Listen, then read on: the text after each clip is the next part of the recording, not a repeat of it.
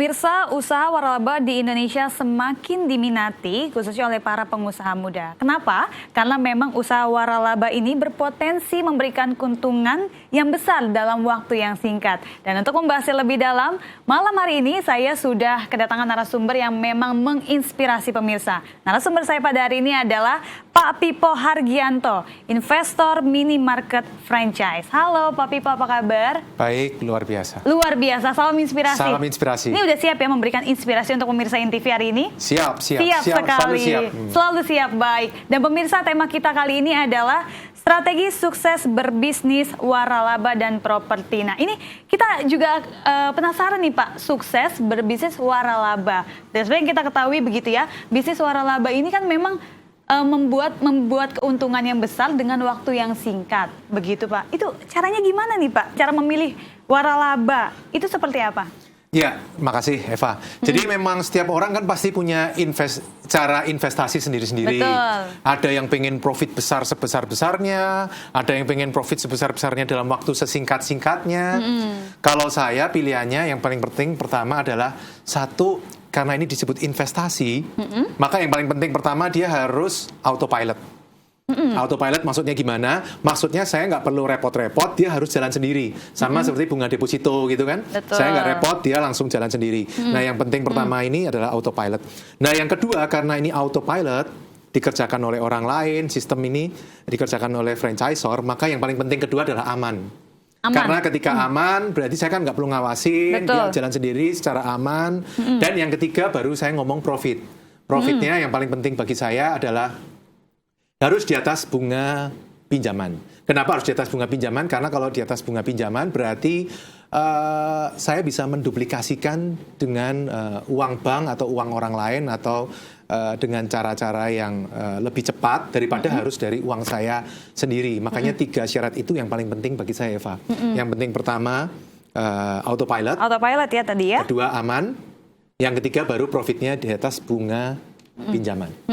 Nah kebetulan saya milih franchise minimarket. Oh, berarti memang itulah mengapa alasannya Bapak memilih franchise minimarket ini ya, dengan 3 alasan itu. Dari 3 alasan itu mencakup dalam ya investasi yang saya lakukan. Autopilot. Sekarang minimarket franchise saya yang mengoperasikan franchisor. Kebetulan saya ngambil merek Indomaret. Indomaret ya? Ya, Indomaret. Dari total 21 toko, 19 Indomaret, ada 2 yang merek lain. Nah, dari 19 toko itu saya lihat sudah dihandle oleh franchisor, mulai dari pengiriman barang, pemilihan barang, penentuan harga, bawa uang dari toko ke bank, kemudian invoicing, kemudian pemilihan karyawan, keluar masuk karyawan, monitoring stok, pajak, nyari orang yang mau jualan gorengan di depan, mau nyari ATM, semua udah dihandle oleh franchisor. Jadi tugas saya lebih ke arah memonitor.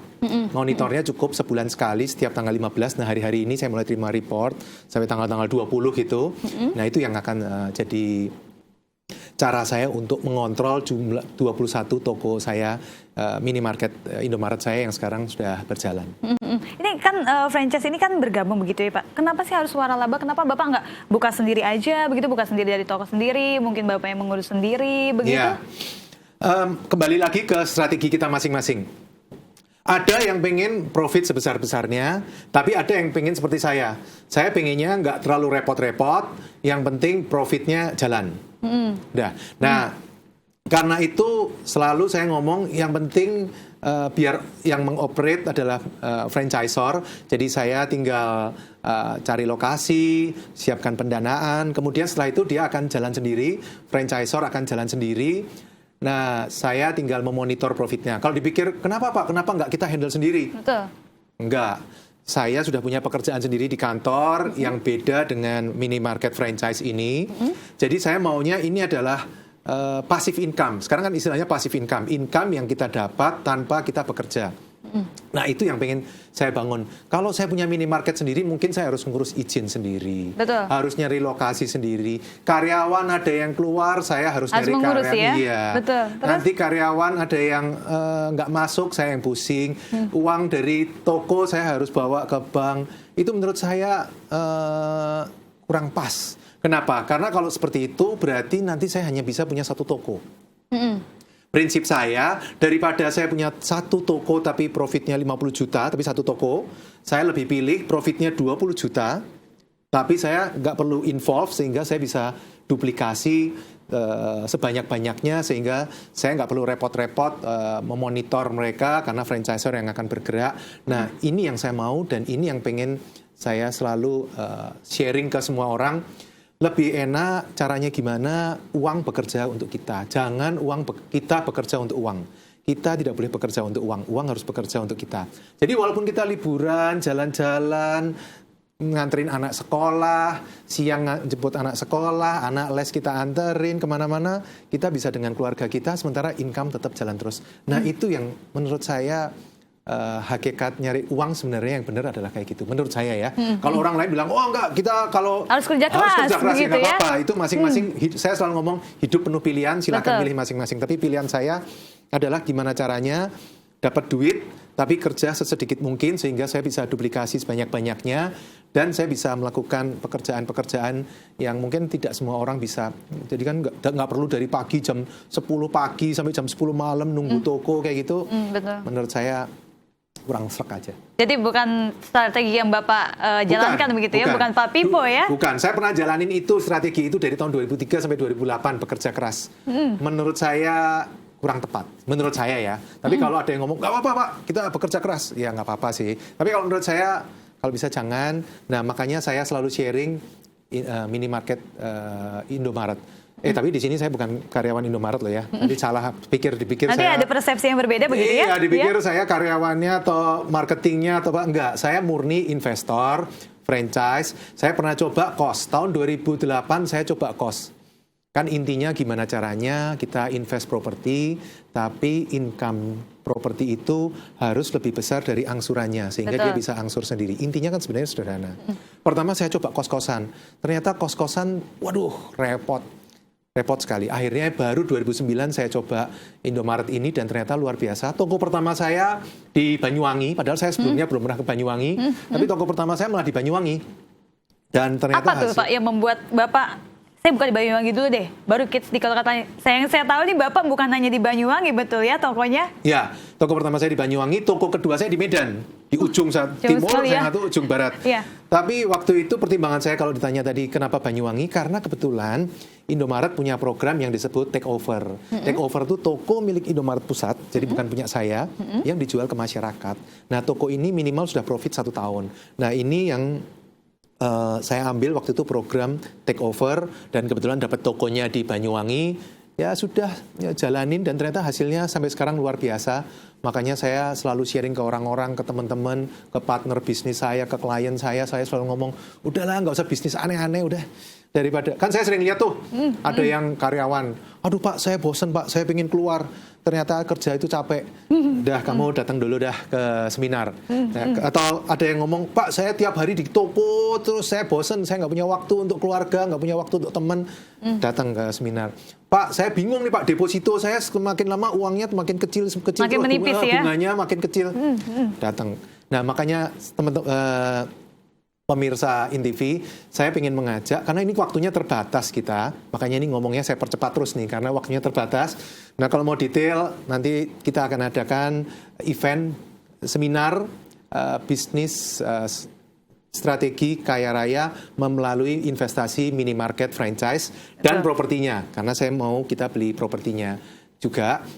Kita adakan 2 kali, yang sesi pertama akan kita adakan di Tangerang, Jumat besok tanggal 19 Mei 2017 begitu ya? 2017 jam 18 atau jam 6 sore ya? di Betul? Hotel Novotel Tang City.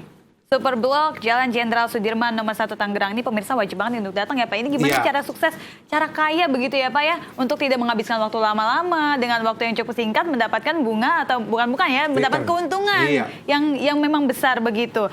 Selain di Tangerang juga pemirsa, ada sesi kedua ya Pak, betul? Sesi kedua. Sesi keduanya di itu Jakarta. Betul, Sabtu 20 Mei 2017 jam 10 di Hotel Ibis Harmoni Jalan Hayam Muruk nomor 35 Jakarta. Nih seminarnya cuma 2 hari ya Pak ya. Dan pemirsa cara mendaftarnya gampang sekali. Anda cuma hanya mengetik nama Spasi pilihan sesi. HTM cuma 100.000 untuk 50 pendaftar pertama. Ini terbatas nih Pak ya kalau untuk melihat ini. Jadi kalau untuk nanti memang saya begitu daftarnya terlambat di 51 itu naik harganya begitu ya. Pernah, Jadi memang pernah kita sampai yang datang sampai 100 orang lebih dan itu kapasitas ruangnya tidak memungkinkan sehingga akhirnya peserta terakhir kita bilang nggak memungkinkan karena sudah di luar ruangan sampai duduk-duduk gitu. Jadi saya berharap kalau bisa daftar, datang supaya kita bisa estimasi gitu loh jumlah, jangan langsung mendadak datang gitu merepotkan panitia. Jadi memang kalau untuk mendadak datang juga memang di pemirsa dikhawatirkan tidak kebagian tempat begitu ya Pak. Ini sayang sekali memang seminarnya tidak boleh dilewatkan pemirsa bagi Anda yang memang ingin memulai berbisnis ya Pak ya. Nggak usah repot-repot begitu, cukup datang di seminar Bapak Pipo yang akan memberikan kalian strategi bagaimana mendapatkan keuntungan dengan waktu yang cukup singkat begitu ya Pak Pipo ya. Kalau kita berbicara waktu yang cukup singkat, profitnya ini berapa sih Pak kalau kita boleh tahu? Profit beda-beda. Ada toko yang bagus, ada toko yang kurang bagus. Namanya orang bisnis, orang investasi, nggak bisa 100% pasti dijamin bagus. Tapi yang pengalaman saya, toko saya yang paling rendah itu sekitar 3-4 juta per bulan setelah bayar karyawan, listrik, pajak segala macam sekitar 3-4 juta. Itu pendapatan bersih ya? Pendapatan bersih per bulan. Tapi toko yang paling top sekitar 60-70 juta sebulan. Di average rata-rata 22 juta, 20 sampai 25, 22 dah per bulan. Nah itu sudah bersih. Makanya pemirsa bisa ngitung sendiri lah kira-kira passive income berapa yang bisa saya kumpulkan per bulan. Nah saya pengen itu saya sharingkan. Nah ini di seminar nanti Bapak akan bercerita lebih dalam begitu ya bagaimana caranya mendapatkan keuntungan dari 20 hingga 25 juta ini ya sebulan. Per bulan begitu ya Pak ya. Jadi nanti seminar itu sebenarnya ada 4 topiknya. Yang pertama kita akan ngomongin bagaimana caranya memulai investasi di Indomaret. Yang topik kedua bagaimana cara memulai investasi di minimarket Indomaret ini secara franchise tapi dengan cepat, mudah, langsung profit dari hari pertama. Loh Pak kok bisa profit dari hari pertama? Ini kan baru mulai nih. Iya. Lah kan itu toko take over Pak. Sebenarnya sudah jalan setahun atau 2 tahun lebih. Bapak tinggal take over dari Indomaret Pusat, Indomarko Prisma Tama. Sehingga memang sudah profit gitu loh, bukannya mulai dari awal. Nah, untuk 1-2 toko pertama, saya saranin selalu take over seperti itu. Jadi, yang pertama cara memulai investasi Indomaret, yang kedua cara memulai investasi Indomaret dengan cepat, mudah, dan profitnya bisa langsung mulai dari hari pertama. Yang ketiga nanti saya ceritain pengalaman detail saya dari 97 saya kerja di perusahaan, 2003 saya mulai bisnis sendiri, 2008 saya bangkrut, kemudian mulai coba invest kos-kosan, kemudian 2009 baru saya mulai invest Indomaret, sampai hari ini saya kumpulin 21 toko dan nanti bulan Juni saya ada toko yang ke-22 di Rangkas Bitung. Buka lagi di sana dan waktu tokonya buka itu pas saya lagi jalan-jalan ke luar negeri, enak kan? Jadi jalan-jalan ke luar negeri. Jadi bisa jalan-jalan tapi toko tetap berjalan, profit tetap ada begitu ya Pak ya? Itu yang saya mau. Itu topik ketiga. Topik keempat nanti saya ajarin cara membaca, cara menghitung ini properti layak atau tidak untuk diinvestasikan. Apakah properti ini bisa membiayai dirinya sendiri atau tidak? Itu bisa langsung ketahuan dalam 1-2 detik sebenarnya kita udah tahu. Nah, iklan kan banyak di koran, di internet. Nah, saya berharap dengan pemirsa menguasai cara menghitung cepatnya ini, pemirsa bisa langsung tahu ini bagus, ini jelek, ini bagus, ini jelek. Jadi nggak perlu semua iklan didatengin satu-satu, waktunya habis di jalan. Jakarta, Jabodetabek, waktunya habis kalau di jalan kita mesti harus punya cara yang lebih smart. Itu kira-kira seperti itu ya. Kira-kira seperti itu ya seminar yang akan ini luar biasa sekali. Memang seminarnya tidak boleh dilewatkan begitu pemirsa. Bagi Anda yang ingin datang, kami informasikan kembali. Sesi pertama itu di hari Jumat 19 Mei 2017 pukul 18.00 atau jam 6 sore di Hotel Novotel Tang City, Superblok Jalan Jenderal Sudirman nomor 1 Tangerang. Dan sesi keduanya kembali digelar di hari Sabtu 20 Mei 2017 jam 10 di Hotel Ibis Harmony. Jangan dilewatkan karena ini sangat menarik sekali bagi Anda yang ingin memulai usaha. Dan kita akan membahasnya lebih dalam lagi di segmen berikutnya, tetap di Dialog Seputar Kita.